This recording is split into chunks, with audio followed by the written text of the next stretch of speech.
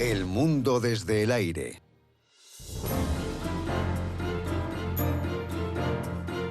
Italia. A continuación,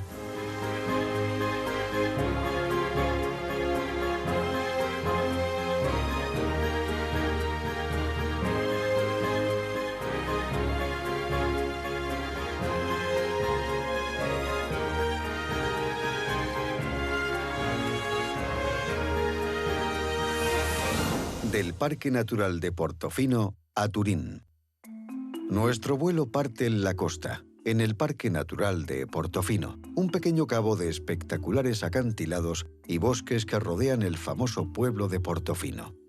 En dirección norte llegaremos a Génova, el puerto marítimo más grande de Italia y lugar de nacimiento de Cristóbal Colón. La segunda ciudad más grande de Italia es Milán, considerada desde hace mucho la capital mundial de la moda y el diseño. Cerca de la frontera con Suiza se encuentra el lago Orta, en medio del cual se sitúa la isla de San Giulio, con su enorme monasterio benedictino. El mayor fabricante de automóviles de Italia es Fiat. Con sede en Turín, construyó una nueva y revolucionaria fábrica de automóviles en los años 20, con una pista de pruebas en el techo. Nuestro viaje terminará en el centro de Turín, una ciudad repleta de edificios históricos, algunos de los cuales se remontan a la época romana. Esta espectacular y hermosa región de altos acantilados forma parte del Parque Natural de Portofino, creado en 1935 para proteger el cabo del futuro desarrollo. En parte fue necesario debido a la popularidad de Portofino, que en los años 30 se estaba convirtiendo en el destino predilecto de ricos y famosos. El pequeño y pintoresco puerto y el paisaje de acantilados corrían el riesgo de verse invadidos de nuevas villas y hoteles. Este reciente parque, que se extiende 6 kilómetros a lo largo de la costa, le brinda esa protección. En esta costa escarpada hay una pequeña cala a la que solo se puede acceder en barco o a pie, descendiendo por el acantilado. En ella descubrimos la abadía de San Fructuoso. La primera mención oficial del monasterio se remonta al siglo X, cuando un obispo local reconstruyó una abadía anterior que albergaba los restos de un antiguo mártir cristiano, San Fructuoso. En los siglos siguientes se amplió y en el siglo XVI se construyó una torre de vigilancia como protección ante los piratas. Hoy en día es un lugar tranquilo donde se puede escuchar un concierto, conocer la abadía o simplemente relajarnos en su playa de guijarros. Hay un pequeño café y restaurante, pero no hay tiendas. A medida que avanzamos hacia el norte por la costa en dirección a Génova y alejándonos del Parque Nacional, la línea de costa comienza a mostrarse. Pequeñas aldeas de pescadores como Reco se han convertido en destinos turísticos, así como en ciudades dormitorio para la gente que trabaja en Génova. Parece que cuanto más nos acercamos a la ciudad, más lujosas son las villas. Las construidas sobre los acantilados tienen unas vistas espectaculares al mar hacia el oeste, especialmente al atardecer.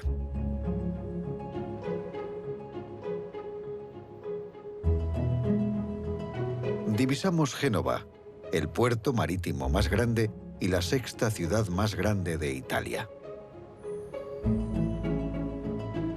Su historia también es interesante. Génova salió de la oscuridad para convertirse en una superpotencia mercantil y pirata en los siglos XII y XIII, que tuvo una gran influencia en el mundo medieval. Libró amargas batallas con su gran rival, Venecia, e incluso encarceló al explorador veneciano Marco Polo, ya que las ciudades-estado enemistadas empezaron a conectar a Europa con las joyas de Oriente. Se decía que la peste negra se había extendido por toda Europa occidental desde Génova, pero los genoveses también financiaron a España y dieron al mundo a Cristóbal Colón, así como a una multitud de otros intrépidos exploradores. La ciudad fue un importante punto de embarque para miles de emigrantes que cruzaron el Atlántico hacia el Nuevo Mundo. Es la sede del equipo de fútbol más antiguo de Italia y del primer banco de Europa, y posiblemente del mundo. La historia de la ciudad se refleja en los numerosos edificios históricos, desde sus orígenes hasta los enormes edificios del siglo XIX. Las sinuosas y estrechas calles del centro histórico ocultan iglesias, teatros, museos y galerías de arte. Pero Génova no está anclada en el pasado. También tiene un lado claramente moderno que se plasma en su arquitectura contemporánea. La biosfera es un invernadero de vidrio y acero diseñado por el mundialmente famoso arquitecto Renzo Piano, genovés de nacimiento. Lo moderno y lo antiguo hacen de Génova un lugar fascinante. Quizás la mejor descripción de la ciudad la escribió el erudito y poeta Petrarca hace más de 600 años. La llamó la superba, la soberbia. Y dijo de ella que es una ciudad majestuosa que cubre un monte alpino, cuyos hombres y cuyas murallas están llenas de orgullo. Su mera apariencia la convierte en la amante del mar.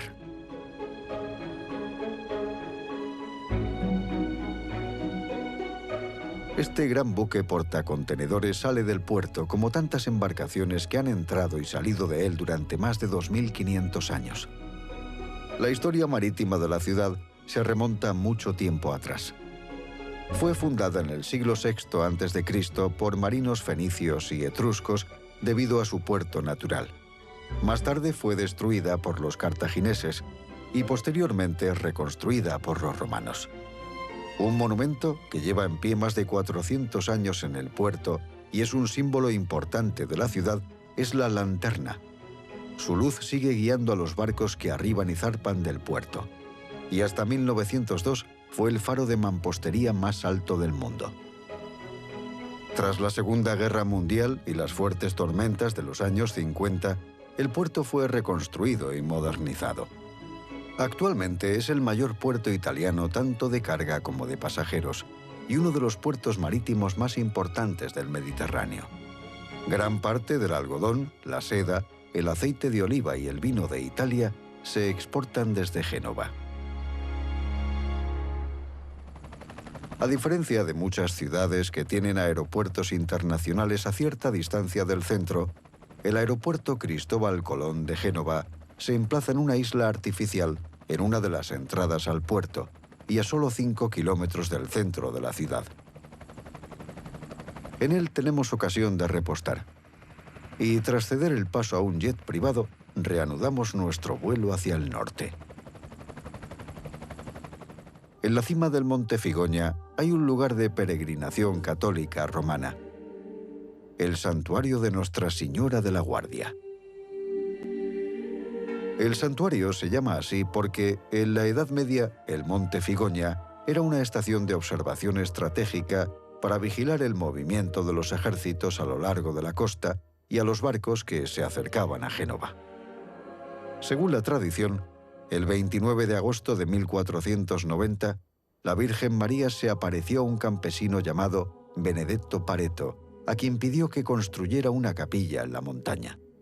Era un hombre pobre y construyó una pequeña capilla de madera que ahora se encuentra dentro de la nueva capilla. A lo largo de los siglos, el número de peregrinos aumentó, motivo por el que se fue ampliando gradualmente hasta convertirse en la edificación que vemos hoy, construyéndose la primera carretera de acceso en los años 60.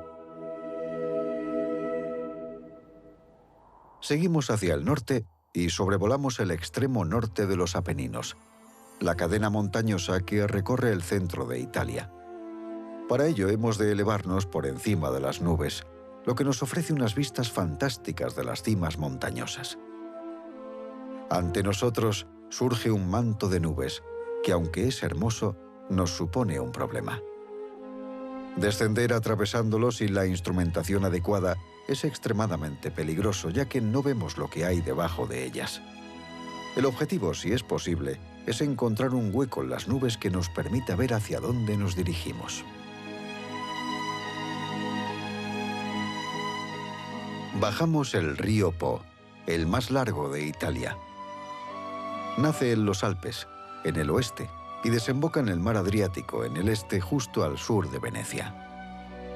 Supera los 650 kilómetros de longitud y tiene más de 140 afluentes que lo nutren, lo que a menudo causa inundaciones a lo largo de su recorrido. El enorme valle creado por el río es conocido como la Cuenca del Po y se ha convertido en el corazón industrial de Italia. De hecho, aproximadamente un tercio de la población del país vive en la zona y cerca de 1,5 millones de personas viven en la ciudad más grande de la región, Milán.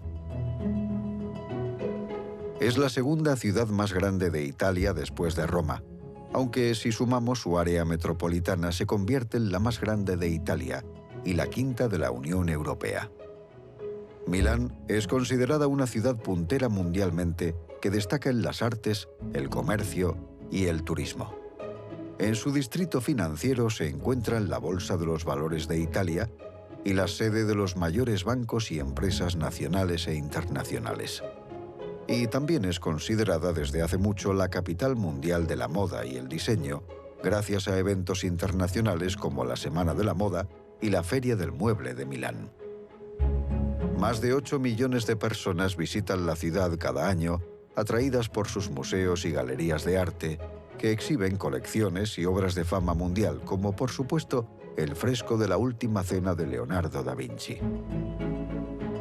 Uno de los edificios históricos de Milán es el Castillo de Sforzesco, construido en el siglo XV y una de las mayores ciudadelas de Europa. Fue reconstruido en el siglo XIX y ahora alberga varios museos y colecciones de arte. Frente a la fortaleza se encuentra la Fuente del Castillo, un lugar muy popular donde tomar fotografías en ocasiones especiales.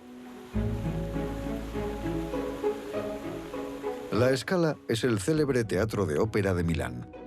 Abrió sus puertas en 1776 y está considerado como uno de los más importantes del mundo. En el siglo XIX fue elegido para el estreno de 6 óperas de Giuseppe Verdi. La ciudad está plagada de edificios interesantes de todas las épocas. Aquí vemos la Torre Velasca.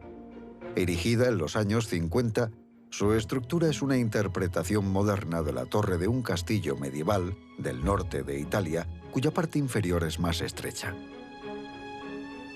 La ciudad cuenta con más de 40 iglesias históricas. Esta es la Basílica de San Lorenzo, cuya historia se remonta a la época romana. Se convirtió en un símbolo de ese imperio durante el Renacimiento, periodo en el que fue estudiada por destacados arquitectos, entre ellos Leonardo da Vinci. A lo largo de los siglos se ha ampliado y reconstruido tras terremotos e incendios. Esta es la estación central de Milán, que sustituyó a una anterior de 1864. Emplazada en el lado norte de la Piazza de la República, su construcción se inició en 1906 y tardó casi 25 años en completarse debido a la guerra, el declive económico y los cambios de diseño del líder fascista Benito Mussolini, que quería que la estación fuera mayor. Cuando se remodeló, en 2006, se decidió que por razones históricas ciertas partes permanecieran sin restaurar, pero inaccesibles para el público.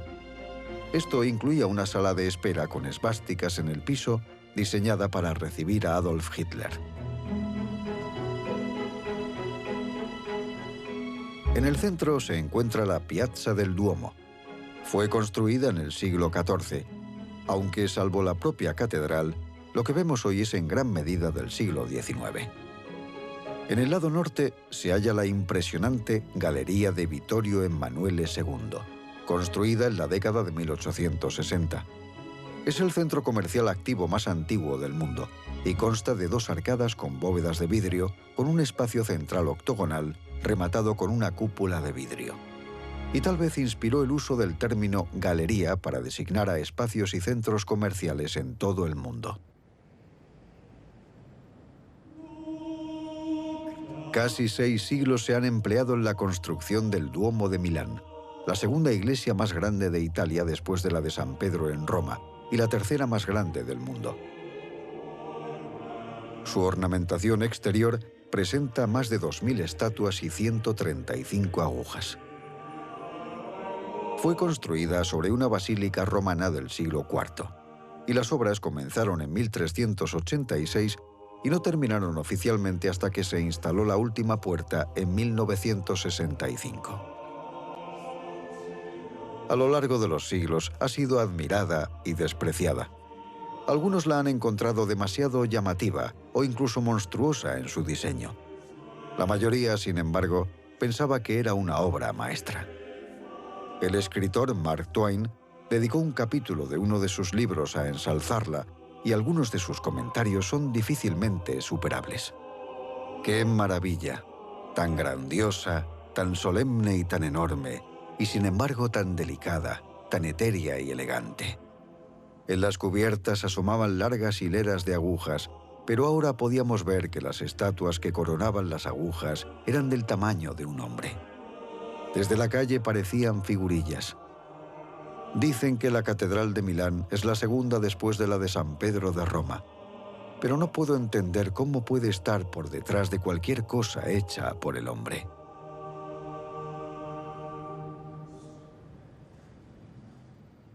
Durante los meses de verano, muchas familias de Milán y de todo el mundo se dirigen a los hermosos lagos italianos para alojarse en pequeños pueblos costeros, grandes hoteles, retiros de montaña o quizás simplemente para recorrer los numerosos lagos en barco.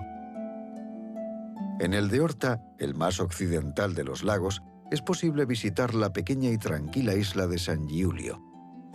Toma su nombre de un santo local, Julio de Novara, quien vivió en la segunda mitad del siglo IV y murió en la isla. Todo rastro de edificios religiosos anteriores desapareció en el siglo XIX, cuando se construyó este seminario en la década de 1840. En 1976 se convirtió en el mayor monasterio de monjas benedictinas del mundo. De camino a nuestro próximo destino, observamos un destacado ejemplo de la arquitectura modernista de mediados del siglo XX. Esta casa futurista parece un platillo volador sobre una base de piedra blanca. Y aún hoy sigue siendo muy llamativa y original. Para disfrutar de las mejores vistas del lago de Horta, merece la pena subir hasta el santuario de la Madonna del Sasso o Virgen de la Roca. Sobre un balcón de granito, a más de 600 metros sobre el lago, los visitantes pueden ver hasta los nevados Alpes, a más de 30 kilómetros de distancia.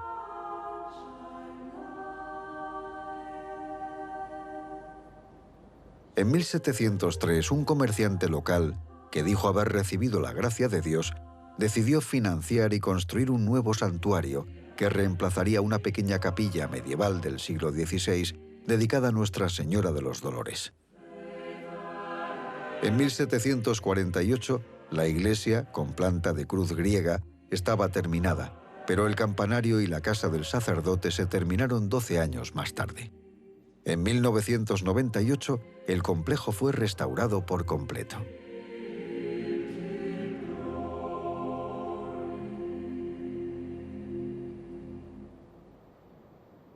Desde los lagos italianos ascendemos a las estribaciones de los Alpes del Sur, hacia uno de los complejos religiosos más grandes e importantes de Italia, el Santuario de Europa.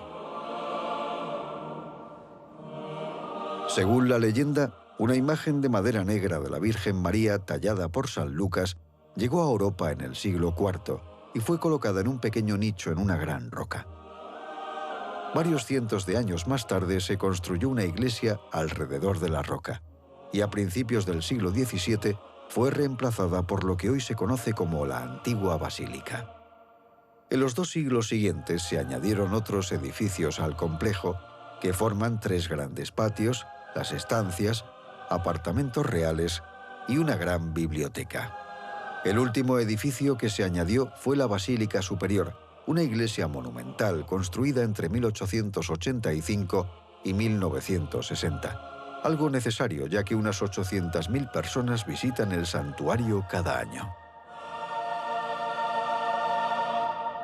Junto al santuario se encuentra el Sacro Monte de Europa, que consta de 12 pequeñas capillas que muestran diferentes escenas de la vida de la Virgen María. Fueron construidas en el siglo XVII y hoy en día son Patrimonio de la Humanidad de la UNESCO.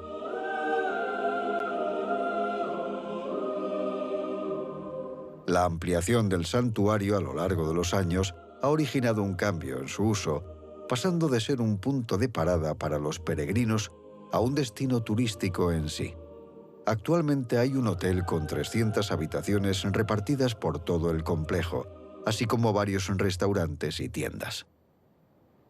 Nos dirigimos ahora al sur de las montañas, hacia Turín, a un pabellón de caza.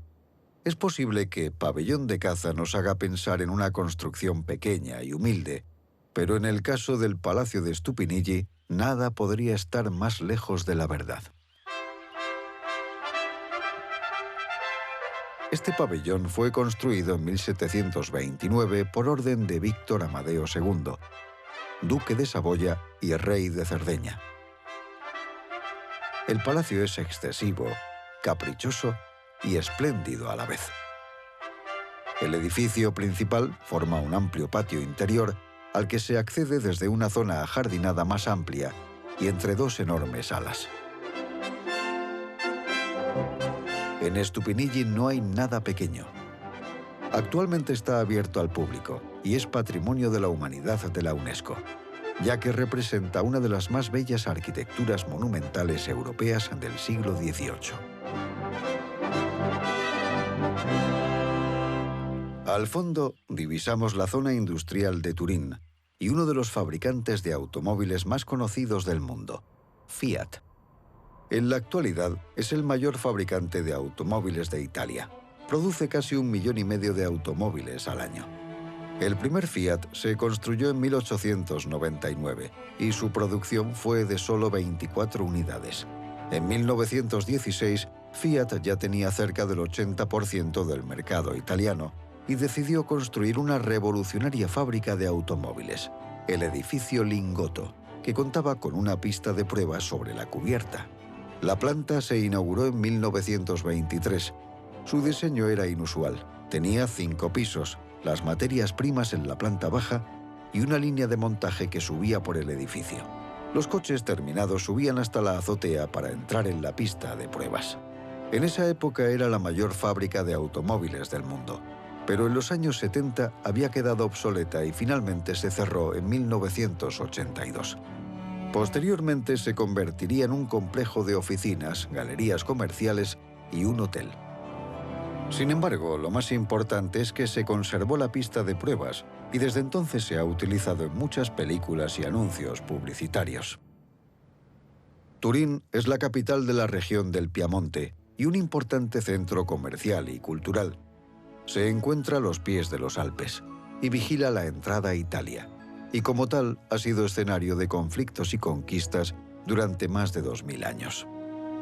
Los romanos establecieron aquí una ciudad, Augusta Taurinorum, y la Puerta Palatina sigue siendo una de las mejor conservadas del mundo romano. Turín presume de edificios históricos. Sin embargo, los bombardeos de los aliados durante la Segunda Guerra Mundial dañaron gran parte de la ciudad, ya que su zona industrial era un objetivo principal. Un edificio que no sufrió daños fue la Mole Antoleniana, de poco menos de 170 metros de altura. Terminada en 1889, fue el edificio de ladrillo más alto de Europa.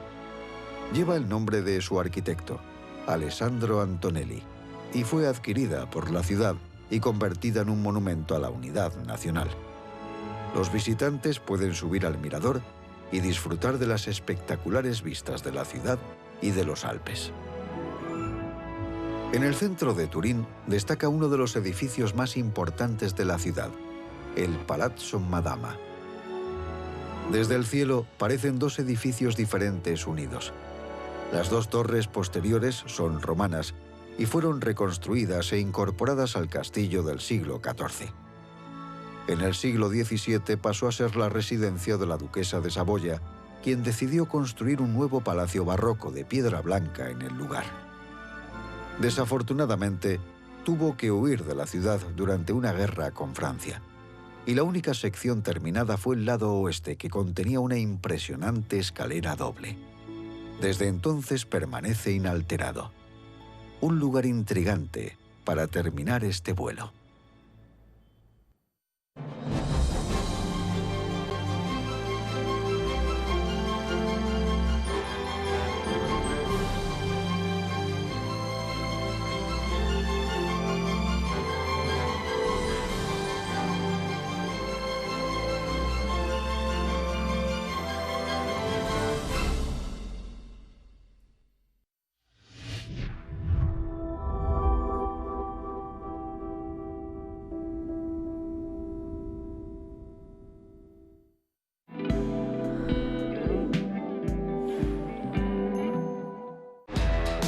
Sin maquillajes, sin invitados famosos, sin planes y sin intención de llegar a ningún sitio.